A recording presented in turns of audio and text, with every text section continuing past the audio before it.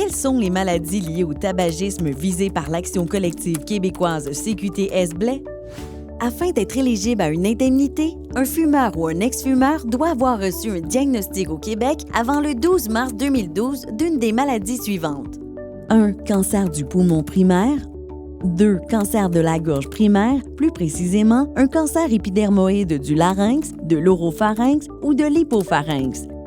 Ou 3. Emphysème ou MPOC ayant atteint le grade Gold 3 ou 4. Qu'est-ce qui fait en sorte qu'un cancer est primaire? Le cancer primaire, par opposition au cancer secondaire, précise dans quel organe il a pris naissance.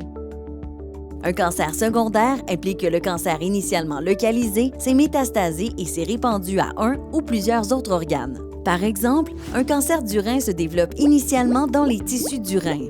Il peut ensuite se métastaser et se développer dans les poumons.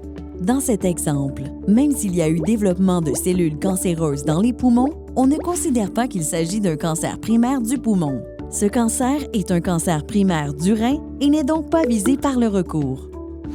Quels cancers de la gorge sont visés? Le terme gorge est souvent utilisé, mais il n'est pas un terme médical. En réalité, ce qu'on appelle gorge comprend plusieurs parties des voies aérodigestives supérieures, mais elles ne sont pas toutes visées par le recours. La cavité buccale, couramment appelée bouche, n'est pas incluse, tandis que le larynx l'est.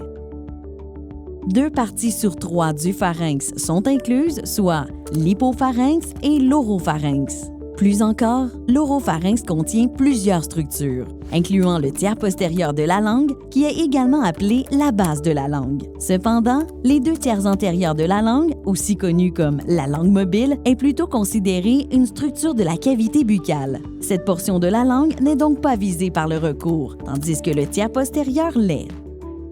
Ainsi, si vous avez reçu un diagnostic de cancer de la gorge et que vous n'êtes pas certain si le cancer est visé par le recours, inscrivez-vous quand même. Quelle est la différence entre emphysème et MPOC? L'emphysème est une maladie dégénérative qui se manifeste lorsque le tissu pulmonaire se détruit et perd son élasticité. L'emphysème, la bronchite chronique et l'asthme font partie de ce qu'on appelle les maladies pulmonaires obstructives chroniques, MPOC. Bien que ces 3 maladies soient différentes, elles partagent des symptômes comme essoufflement, toux chronique, production accrue de mucus, crachat. La tendance actuelle au sein de la profession médicale est de poser un diagnostic de MPOC alors qu'avant, c'était plutôt un diagnostic d'emphysème. Vu que les habitudes cliniques ont changé au fil du temps, le recours collectif vise l'emphysème et les MPOC sévères ou très sévères, soit grade Gold 3 ou 4 respectivement. Vous avez des questions ou des doutes sur votre admissibilité? Communiquez avec nous à tabac@proaxio.ca ou par téléphone au 1-888-880-1844.